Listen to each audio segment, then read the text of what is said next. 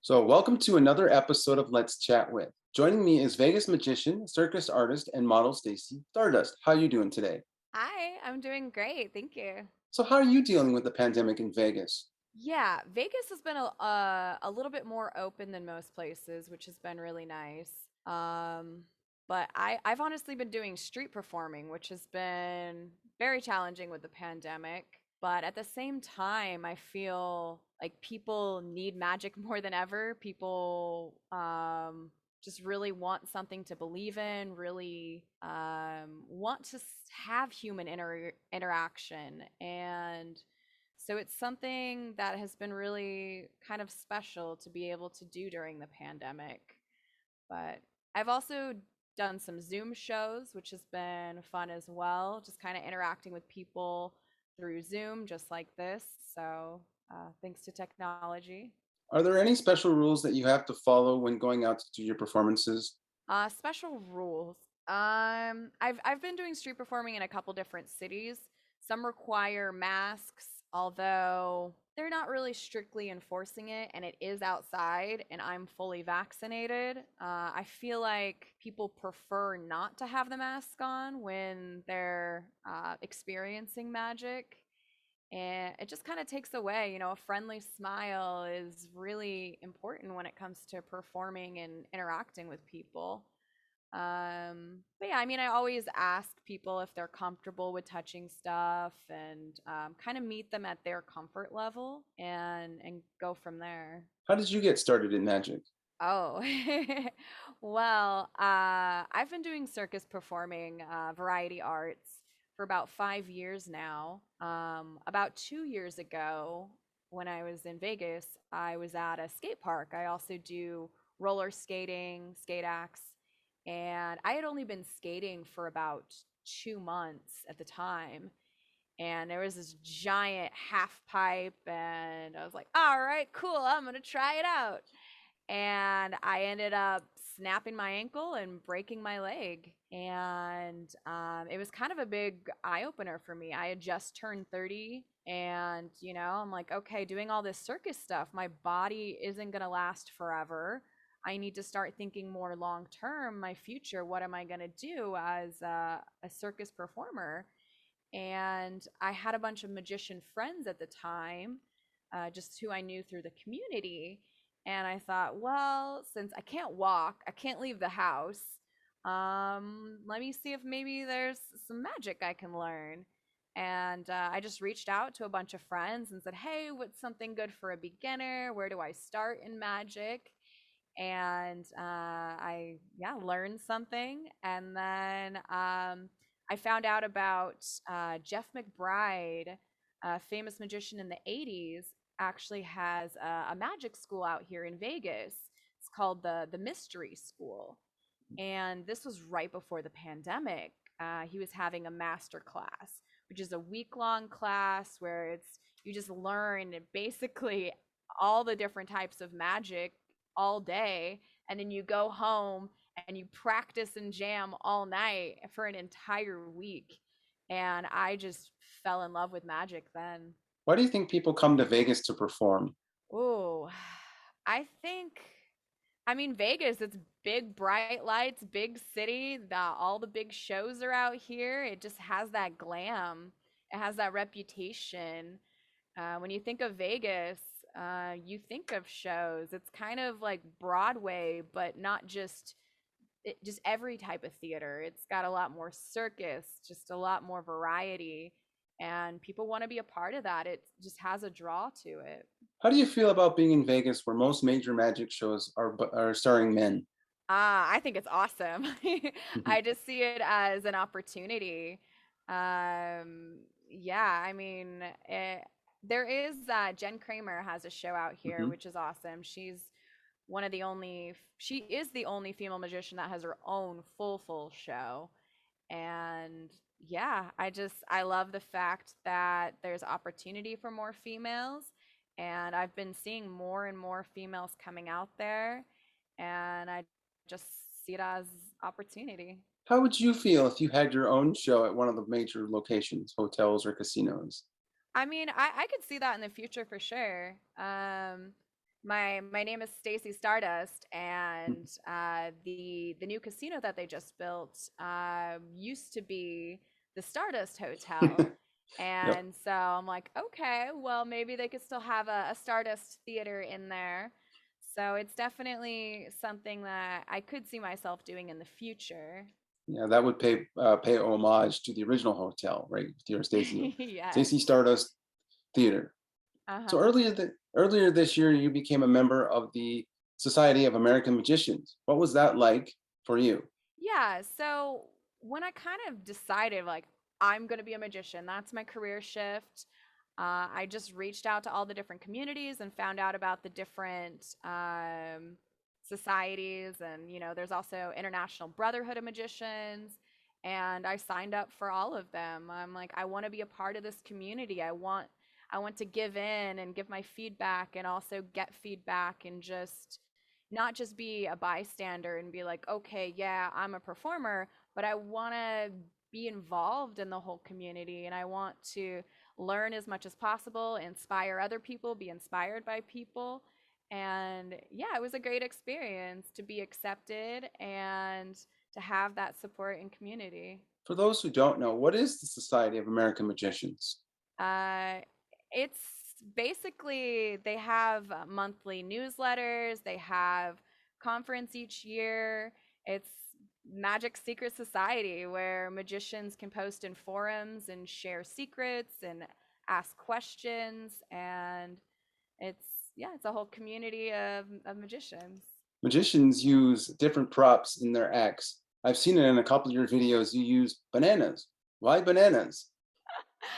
Okay, so when I first got into magic and I was reaching out to my friends asking, what's a good trick for a beginner magician, there was a trick that was recommended to me that involves a banana. It's a comedy bit.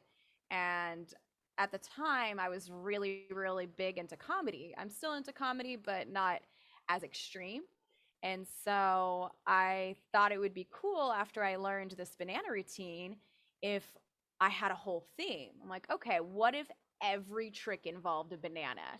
And so I did a bunch of research, reached out to people, and found out every single trick that involved bananas and tricks that didn't involve bananas. I tried to theme around bananas, and I actually wrote out a full show, like a full theater stage show involving magic with just bananas.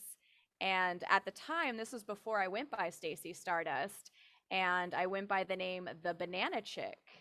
And yeah, I was wearing banana costumes and just I was juggling bananas. I kind of became obsessed. When I get passionate or when I have an idea, I kind of go 110%.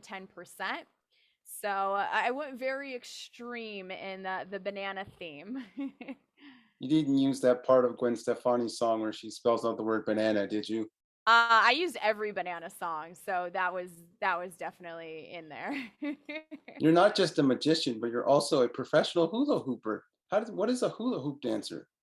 Yeah, so that's when I first started getting into circus. Hula hoop was my first apparatus. I didn't know anything about hula hooping at the time, and I was never able to hula hoop as a kid. And so this is when I lived in New York City, and I found out that there was a class that taught hula hooping. And so I'm like, okay, I was never able to hoop as a kid. Let me learn as an adult. And this whole class was more than just basic hula hooping. She taught all these crazy circus tricks of like balancing the hula hoop on your foot while you're in a handstand, tossing the hoop and catching it, and using multiple hoops, which are, kind of split on the body. So you've got one on your hand above your head, one on your neck, one on your chest, one on your legs, and just all sorts of crazy stuff. Hula hoops that are on fire. I do fire hula hooping. I do hula hoop juggling where I've got three hula hoops in the air. There's just so much that you can do with a hula hoop that I had never seen before. And that's basically what I do now. I've got LED hula hoops that trail different patterns. And so it's just a whole freestyle dance with circus tricks with hula hoops. So it's just more than just spinning it around your waist for like a couple of moments, right? Exactly, exactly. Why become a hula hoop dancer? Why What did I draw become what a hula hoop yeah, dancer? what drew you to it? Oh, well, at the time I was a professional cosplayer, so I used to go to conventions. I made my own costumes. I had booths where I used to sign prints, and I was kind of not really feeling that anymore. I was looking for a new thing, and I was kind of depressed at the time and looking for something a little more active, something physical. And I signed up. There is this thing called Class Pass. This was when I was in New York, and ClassPass allows you to try different types of gyms or different sports or basically anything athletic related. And you could just try the different places. And this is where I found out about the hula hooping. So I also tried like aerial silks and a couple different things. But at the time, I didn't really have a lot of body strength. This was before I used to train. And so when I was able to actually get that hoop to go around my waist when I wasn't able to as a kid, something just kind of clicked inside of me and said, "Oh, like if I can learn this as adult, I can learn anything." If you take classes on anything, you can learn if you watch YouTube videos. So anything you want to learn, you can learn. And hula hoop was kind of the realization for that. When I was able to like flip that hula hoop in the air and spin it around and move it in magical ways, it just brought out happiness and joy. I just felt like a little kid again. I was just bouncing and like, wee, what is this hula hooping? This is so cool. So it brought out that childlike play, and it also, endorphins and all of that. It was exercise and play and pleasure and learning, and just not, there was nothing else like it. Vegas isn't just full of magicians or street performers. There are also showgirls. What's it like being a showgirl? Oh wow, that's it's quite the experience. Vegas, has a reputation, Sin City, and it can be a lot of fun. So basically, I dress as a showgirl. I made showgirl costumes, and I go out with different friends, and we take photos with tourists. So basically, there's all these drunk people walking around in Vegas, and it's not necessarily just a photo that we're selling. It's the experience, like, hey guys, welcome to Vegas, and just kind of bringing them that energy, that fun, that play, and just bringing life to the Vegas Strip. Vegas Strip is, it's just a long walk. There's not a lot going on. You've got the Bellagio fountains, you've got the different casinos, but outside, there's not a lot going on. And it's not really a place for street performers. It's not like Fremont Street where you have dedicated spots for performers. It's just kind of boring. So we're like the welcoming committee. We bring the fun, the joy. So it's getting to meet people from all over the world and kind of get to know them while they're why they're in Vegas, and give them a fun experience, get photos. But it can also be, guys can be a little rowdy or rude, or it's every type of person, get solicited for things I don't offer and all of that. But for the most part, it's fun. I'm going out with one of my girlfriends and just having this fun, lively energy and sharing that with other people. And Have you been in a showgirl on any of the major productions or any shows like that they do at the hotels or casinos? I haven't done any showgirl dancing or anything like that. The showgirling that I do is all independent. So I work for myself. I don't work for anybody else, which I love. I choose my own hours. I choose who I work with, when I work. I made all my own costumes. It's 100% me. And so, yeah, I've always loved to work for myself and not for somebody else. But, I've also had people hire me privately for certain gigs and things like that. So yeah.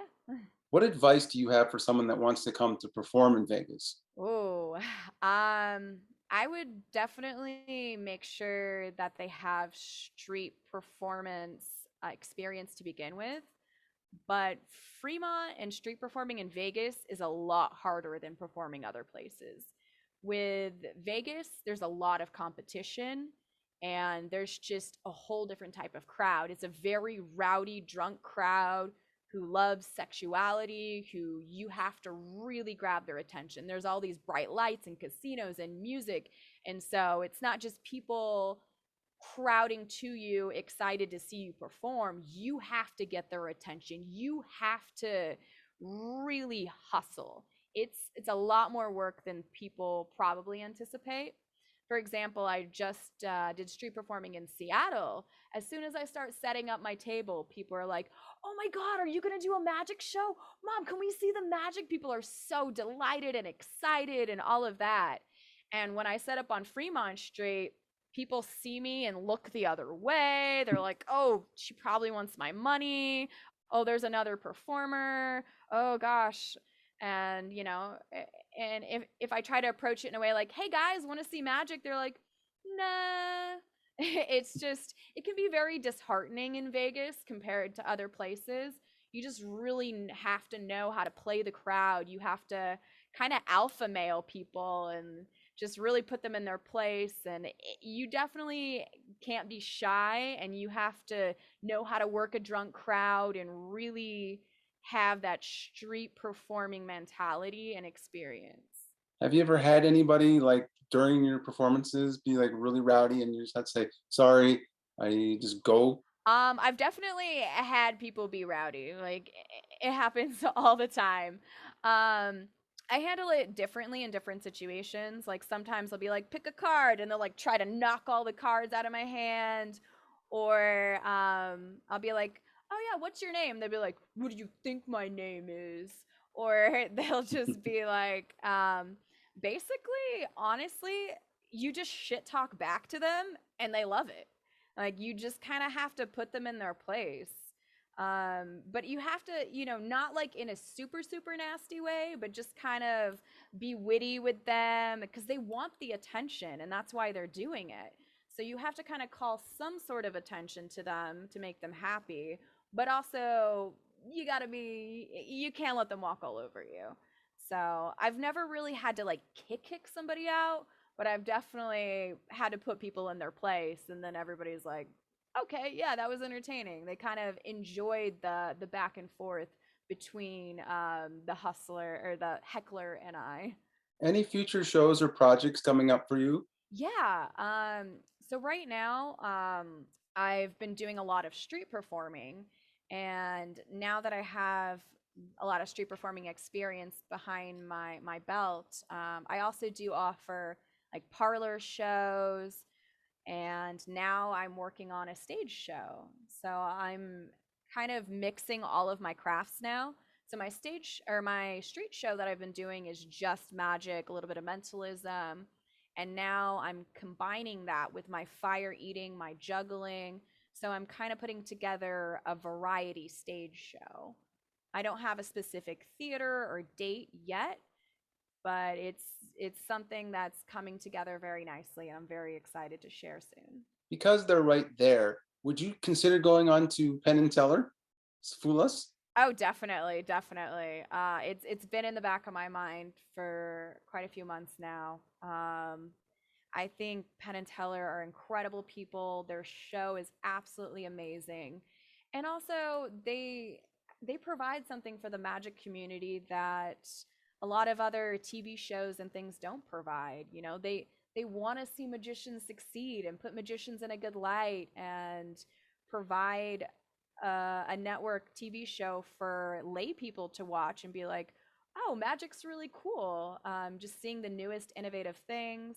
And yeah, I think it's a great way for magicians to get their name out there and show people really cool stuff they've been working on. And I will be on Penn and Teller hopefully soon. And finally, where can people find you online? Website, Facebook, Twitter, Instagram? Yeah, my biggest presence right now is on Instagram. So it's Stacey Stardust. I spell my name with a E, so Stacey Stardust. Okay, so thank you, Stacy, for joining me on this episode of Let's Chat With. Awesome. Thank you.